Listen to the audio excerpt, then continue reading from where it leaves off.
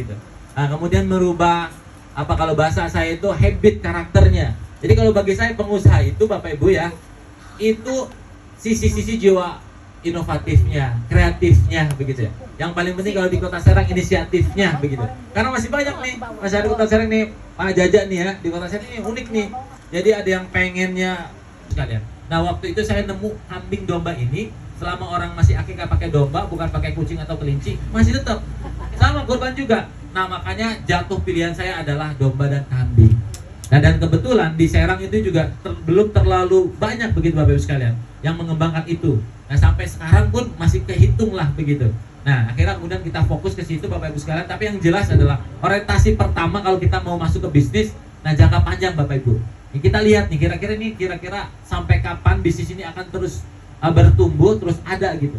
Karena kalau saya udah ngeliat, oh iya ya, orang berkurban, orang akikah, saya cuma ngitung ada berapa orang hamil, orang yang melahirkan tiap tahun. Nah, kita kalkulasi lagi, kita hitung lagi umat muslim berapa persen yang sudah berkurban setiap tahunnya. Oh, ternyata naik dari 0,5, 0,6, sekarang nih udah 1,2. Nah, proyeksinya kalau kata Dirjen Kementerian Peternakan itu lebih dari 4%, bahkan bisa melewati 5% kalau tingkat pemahaman masyarakat muslim di Indonesia itu cukup meningkat. Karena bukan lagi kurban sekali seumur hidup. Ini orang kalau udah mampu kurban tahun ini, itu 80% tahun depan kurban lagi. Nah, ini yang menarik, makanya kemudian saya fokus ke situ Bapak Ibu sekalian. Artinya, nah kalau bahasa ininya kan kalau kita mau bisnis tuh masalahnya modal. Kalau dikasih modal bisa selesai. Belum tentu. Nah, ini yang menjadi PR Bapak Ibu sekalian. Makanya ke depan memang nanti komunitas-komunitas wirausaha itu memang assessment dulu begitu. Nah, kira-kira anggota ini sebenarnya apa yang menjadi titik persoalannya. Nah, sehingga nanti program-program pengembangan baik itu di level komunitas itu fokus kepada tadi kebutuhan dari para anggotanya. Nah, ini yang nanti saya coba akan masukkan nih nanti ke beberapa TDA lah, KPMB lah, semuanya nanti. Kenapa? Karena menurut saya nggak efektif kemudian menyamaratakan seluruh member dari pengusaha. Belum lagi nanti ada stratifikasi. Ya, ada yang kemudian omsetnya masih di bawah 10 juta per bulan, ada yang di atas 500. Itu beda pendekatannya. Nah, ini sebetulnya TDA itu udah paling ini tuh kan, udah ada level-levelnya tuh. Nah, tinggal bagaimana kemudian bisa ininya. Nah, kemudian Bapak Ibu sekalian kan UMKM itu tidak berbicara tentang mungkin kita lah, tapi bicara tentang yang mikro-mikro Bapak Ibu sekalian. Penjual apa namanya? Cilok, penjual nasi uduk, seblak, itu paling banyak kalau di Kota Serang itu datanya Temul tuh, ya. Dan hampir 70% mereka itu terjerat bank emo atau brand ya. Bayangkan teman-teman semua. Dan ini yang nanti akan saya sikat habis nanti nih pelan-pelan, tapi hampir 70% mereka pinjam usahanya nasi uduk butuh 1 juta, pinjam ke bank keliling itu ya, itu cairnya 1 juta berapa cairnya Bu? 800.000 ya, udah hilang 200.000, disuruh melunasin 1,2. Saya hitung-hitung itu per tahun 50%. Akhirnya apa? Akhirnya untungnya nggak buat mereka, tapi untungnya untuk iya, makanya bangke itu pada kaya-kaya. Bagaimana ketika kita posisi gagal, apa yang harus dilakukan? Kemudian ketika ditipu, pokoknya yang memang ini resiko dari seorang entrepreneur ya tadi. Itu harus benar-benar Bapak Ibu sekalian mulai pelajari ilmunya, meminimalisir. Nah, makanya ke depan memang nih komunitas-komunitas wirausaha itu lebih banyak mengajari apa potensi-potensi apa nih resiko-resikonya gitu ya, resiko gagalan, resiko macam-macam lah, itu yang kemudian harus konsepnya. Kalau bagaimana untuk hal-hal yang sifatnya itu bisa kemudian diakses dari banyak sumber ya, kita biarkan begitu. Nah, berapa menit sekarang? Wuhan peti kemas.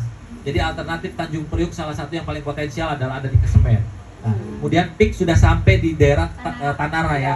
Insya Allah akan disambung Bu. Nah, karena apa? Karena ternyata Teluk Banten itu cukup bagus katanya, karena dia tidak ada apa-apanya begitulah. Resiko untuk terjadinya bencana tsunami itu lebih kecil Teluk Banten. Nah, artinya apa? Nanti pusat-pusat industri akan ada di sana. Kenapa? Karena ternyata saya lihat Bapak Ibu sekalian ya, nanti tol Serang Timur ini 2026 itu akan dibangun yang akan ke arah Kesemen tuh Bapak Ibu sekalian. Nah, ini jadi lihatnya tuh. Nanti di sana tuh ada pusat-pusat industri. Nah, bisa tuh mulai dipetakan. Yang kedua, insya Allah nanti di Cipocok di Kelurahan Tembong itu sekarang sudah ada yang masuk investor. Namanya sudah bisa saya sebutkan, dia bawa bendera Dewa United. Jadi akan bangun stadion itu kurang lebih hampir 1 T investasinya. Ini besar-besaran tuh ya. Nah, ini yang kemudian akan kita kembangkan. Artinya ini luar biasa nih, karena saya juga memetakan untuk proses pembangunan ini supaya nanti lebih mengarahkan lebih enak. Jadi saya kira kalau bahasa Inggrisnya tuh bahasa bisnis low hanging fruit, tinggal ketik tek, tek, tek. Dia gak mau mikir gitu kan. Contoh misalkan yang bisnis bukan mengecilkan ya, bisnis risol, bisnis cireng, bisnis reseller itu low hanging fruit. Jadi bisnis yang gampang aja, nggak usah pusing-pusing. Reseller, saya reseller sama Cahaya reseller itu low hanging fruit. Boleh nggak? Boleh. Nggak ada halal dan haram di konteks di sini, nggak ada halal dan haram. Boleh, semua bisnis boleh selama tidak melanggar syariat. Yang kedua ada bisnis yang disebut build a business, ngebangun bisnis. Ini tinggal metik, ini ngebangun. Metik kan gampang ya, ketik lagi, ketik gampang. Nggak proses. Kalau nanam kan, membangun kan harus nyari pupuk. Nah, saatnya ibu di sini udah mulai build a business. Kalau yang udah usahanya udah 5 tahun lah. Kalau yang masih boleh 5 tahun, bolehlah low hanging fruit sampai mematangkan bisnisnya ya bu ya. Desain produk, desain thinking, membuat sebuah produk tuh pendekatannya pakai ini. Anak-anak seni rupa membuat sebuah produk itu pendekatannya pakai desain thinking atau pakai pendekatan emisor. Begitupun bisnis, pendekatan itu. Implementasinya gimana? Kita mulai ya. Lanjut di martabak. Nah, jadi file ini silahkan dibagi ibu. Kalau orang mau biar tadi yang pihak bapak-bapak ini nggak kebaca dan seperti itu. Bisa di grup dan lain sebagainya. Konsep yang saya angkat adalah di martabak tuh